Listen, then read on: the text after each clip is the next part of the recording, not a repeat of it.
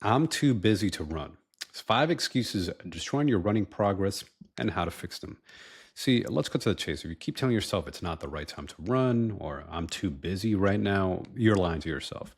So I'm Dr. Peralta, a physical therapist and run coach. For nearly 10 years, I've helped hundreds of runners go from being in pain, dealing with injuries, even inconsistency, whether it comes to pain or performance, or even just being consistent with running, to even hitting their personal records, right? Maybe they just want to be consistent with running 5Ks or training for a marathon. And if you can't find time to run just 3 days a week, then it's time to look at your priorities. It's not about finding time, it's about making time. In this video, I'm going to help you overcome the 5 biggest circumstantial doubts runners face, right? These are the circumstances. You're blaming your work, you're blaming time. These are the same false beliefs, right? That keep you in this vicious cycle. Maybe you'll run a little bit, then you fall off, you feel bad, and then you repeat this vicious cycle. By the end, you'll know how to stop self-sabotaging and take control of your training, no matter how busy life gets. And if you're tired of starting over again and you want additional help with running pain-free, check out a link for free training in the description. So every January, millions of people join the gyms, right? You got a New Year's resolution, and nearly 80% just stop trying. They just quit by February. As a run coach, I've seen something similar happen for runners, right? They get excited, they maybe join running groups, take up running programs, and then they just kind of fizzle out because they never address the real problem, their beliefs, their identity, right? Their beliefs around like their environments and things. And let's break down 5 of the most common excuses that a lot of people make and how to overcome them, right? The very common one is, I don't have time, right? People are like, oh, I don't have time to commit to this running training plan. I just don't have time. You don't get it. My life is so busy. The thing is, you don't need more hours a day. Oftentimes, people are just spending their time, they're wasting their time on trivial activities like screen time. Many people are on their phone, scrolling stuff, doing non-work related things, or even if they're doing work stuff outside of their work hours, right? You should have dedicated work hours and you shouldn't be doing things outside of your work hours. But that's another topic with boundaries. Anyhow, many times people just also use their screens for, wasting time like watching Netflix or YouTube videos or doom scrolling social media, right? Many times people underestimate how much screen time they're getting when you could just pull out their phone. I'm like, wait a second. You look at the settings there. You're like, wait. Most people when they look at their phone, you could actually look at the screen time. Like, oh, I'm spending X amount of time on Facebook, Instagram, social media platforms, etc. Right? Average time I think for screen time is about like 5 to 6 hours a day using their phone. Right? You're spending 5 to 6 hours on the phone. That's like a part-time job. That's another job essentially, right? So you could get ready for a marathon with just 4 to 5 hours a week, right? Instead of spending all that 5 hours a day on the phone, you just carve out like 1 hour, 5 days a week. You train for a full marathon, right? I trained for a marathon myself, working full time. I was also doing a residency for a physical therapy and orthopedic residency training, and going to school, working full time, and yet I was able to train for a full marathon. And that's because I just had to cut out the Netflix, the TV, watching TV at night, the going on the phone first thing in the morning, stay on the phone late at night, be on these different social media apps, right? Oftentimes, the screen time, the morning, evening screen times are the things that's really killing your energy and your focus. Just turning off the screens doesn't mean you can't use it altogether. Heck, you might even listen to a show while you go for a run. Doesn't mean you even have to give up your shows. You could actually have your show you're on the treadmill and just put it on your iPad or something on a phone if you really want to watch a show. But you can then pair that with your running or your workout. So, pro tip, try to do your run first thing in the morning, right? Before your brain finds an excuse and not to do it. Because you're like, oh, I'm going to get busy. Or I have to answer these work emails or I have to, prepare these lunches, etc. And a bonus fact, so there's a Whoop study. Whoop is the wearable technology for sleep. They found that if you do your evening workout too close to your bedtime, it's going to mess with your sleep. It's something I've seen myself personally with my clients. That if they do a high intensity type workouts, like a speed workout, interval run too close to bedtime, that's going to make it harder to go to sleep. So try to get, if you're going to do speed work, try to do that in the morning or intense workouts. And obviously, you don't have any choice. If you can only work on the evening, that's a different matter. But if possible, try to do high intense type workouts in the evening and then do easier, gentle workouts, high intensity workouts in the morning and then more gentle type workouts in the evening, like stretching. Like I like to do a gentle stretching routine in the evening or maybe a gentle, easy walk or an easy run. But it depends on your fitness level and also see how your body responds. Myth number 2, the weather sucks, right? A lot of times, a lot of runners are fair weather runners, right? They wait till it's the fair weather when it's a nice, cool day out, then they'll go run. But then if it's too hot or too cold, they'll make an excuse, right? However, you can run on a treadmill, right? You could go inside and find a treadmill, right? You stop using weather as a barrier. I've had athletes train for a full marathon exclusively on treadmill. It's not ideal, but it's 100% possible. Yes, there's a difference between treadmill and outdoor running, but you can still get treadmill miles to build up your fitness. Your body can adapt.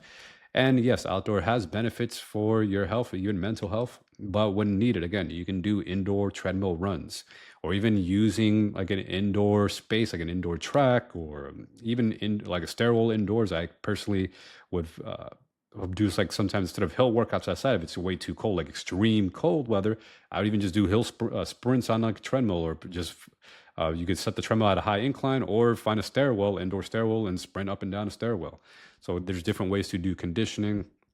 And you can obviously then cross train with an indoor bike, jump roping indoor, right? You don't have to, again, just rely on the weather.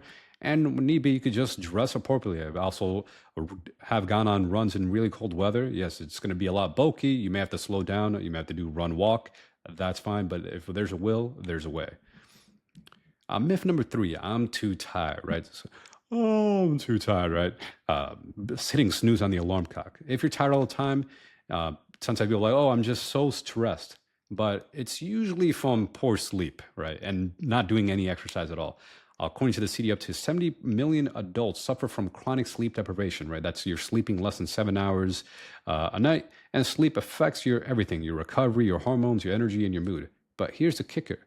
Once you start sleeping right and having a consistent sleep schedule, oftentimes that I'm too tired feeling magically starts going away, right? You're like, lo and behold.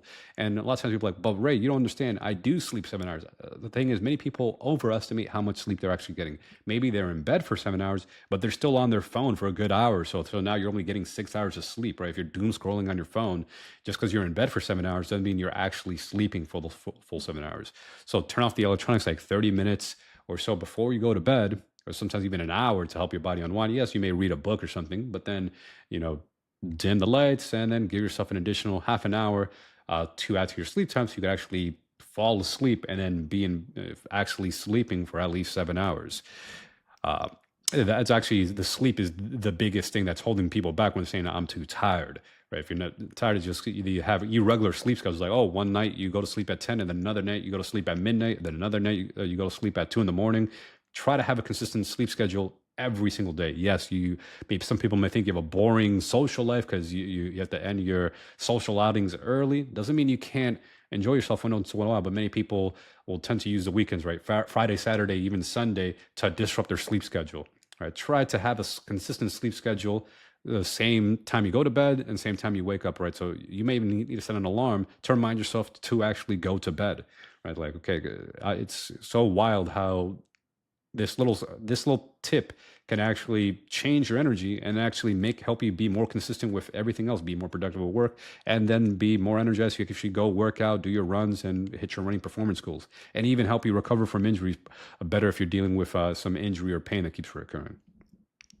And here's a quicker exercise doesn't even have to be that time consuming. If your energy is low, you can start with small amount of exercise. You could just start with a 10-minute run walk and then build up to 15-minute, 20-minute, right? Don't feel like you have to jump to an hour right away. You can start very small and then start building up as your energy improves. And then maybe you start going to like 30 minutes 3 times a week, then 30 minutes 5 days a week. And then you'll see, hey, your energy starts to increase. But again, make sure your sleep is right, because if you're sleep deprived, you're just going to be working out on sleep deprived body. So make sure you're sleeping right, and then you can gradually increase your running or workout time.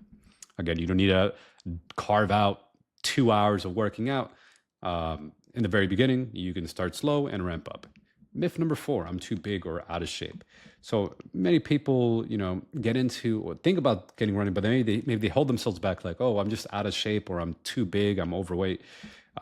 The thing is, you're not. You can actually train running overweight. Yes, being overweight or obese does increase stress on the body, right? You could have some health issues. It could put you at more risk for like knee pain or even knee arthritis. But the thing is, you can do a safe run walk approach or start with walking to start building up your aerobic base and then do run walk. And run walk is very effective. Some people can even run walk a full marathon.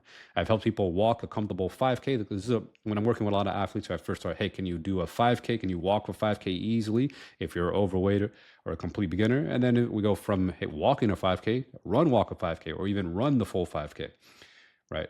So run walk is a great way. It helps reduce impact on the body while building endurance, and it's accessible. Even if you're an overweight person or you feel that you're out of shape, you could run walk, build up. So you may, for example, sample run walk interval will be run for 30 seconds, walk for 30 seconds. And then as you get fitter, maybe you'll walk for a minute, run for a minute, or then run for 5 minutes, walk for a minute, right? You can start playing around, making the run interval longer, the walk interval shorter as you get fitter, as you improve your fitness and just overall health.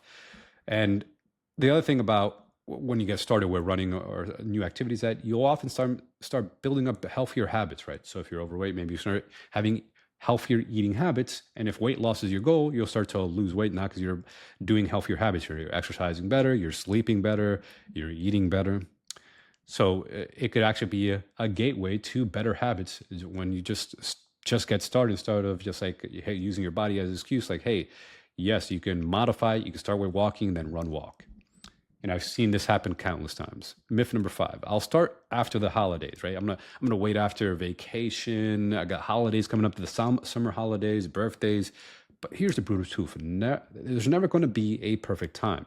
There's always going to be another holiday, another trip, another excuse, right? It's going to be someone else's birthday. You have to get donuts on a Tuesday. But if you only train when life is easy, you'll never get consistent. The best time to start is when life is busy. That's how you build the identity of someone who doesn't make excuses. I personally, would actually work out on a holiday. I'm away on a trip. I'm out in Greece. I'm gonna go find a place where I could run, go out for a little run by whether the hotel I'm staying at, or if it's too hot, or maybe I'll go use a treadmill, right? I'll find a way to get the workout in. All right, you don't use, hey, I'm just going away on a trip or vacation as an excuse. Where there's a will, again, there's a way. You can fit this stuff in. You can fit it in before you go out for your little trips for the day, before the brunches and the lunches and the dinners, birthday stuff, the conferences. So I even been away on like work conferences. I would go for a workout in the hotel gym again, find the treadmill, or if need be, I'll pay a day pass, at a nearby gym near my hotel. If my hotel doesn't have a gym, so I use a gym nearby. Or just simply go out front. The thing with running, of course, is a sport. You just need a pair of running shoes. I'd bring my running shoes and just go run, whether it's in a busy urban environment or an area where it's trails or suburban. The beautiful thing about running, you can often just go out for a run. You could run walk if your body's a little tired. Heck, you can even just start with walking, right? Oftentimes I'll just say, okay, let me just go out, walk for 15 minutes there and back. Simple workout. There's 30 minutes, done, right? And it's about showing up. You adapt. You're resilient, right? So when you adopt this identity of an athlete, you stop making excuses. Okay, how can I fit this in? How can it be a must done by end of day, right? Do it first thing in the morning, right? Just get up early. Hey, maybe you have some meetings and things that start at 7 a.m. You get up at like 5 a.m., get your workout in, get cleaned up, and then show up to your conference or the party or whatever it is that you have to get to. Right. So stop waiting for the perfect opportunity. It's about making the time, and stop waiting. Oh, I'm just going to wait after X amount holiday, or, I want to take it easy. Right. If you really are serious about committing to improving your fitness, improving your running, right. And this is where a lot of people make a mistake. They will fall off from running and then they try to pick up back up. And this cycle where they have months and months off, and then they pick it up, and then they have months and months off, then they pick it up. It's better to actually be consistent year round. Doesn't mean you always have to be training for a marathon. You could do smaller distances. You could decrease how much you're actually training. Maybe you run 2 or 3 days a week, but then you cross train biking or other sports, right? So it doesn't mean you always have to be in a race calendar mode, but you can still keep up your general running fitness so you're not losing your fitness just because you're taking months and months off because of X holiday or seasons or whatnot. So, if you're done making excuses and want additional support, again, check out free training I have below for runners for running pain free. And don't wait for the perfect time, create it. And if you want additional help, again, check out the description and let's get after it.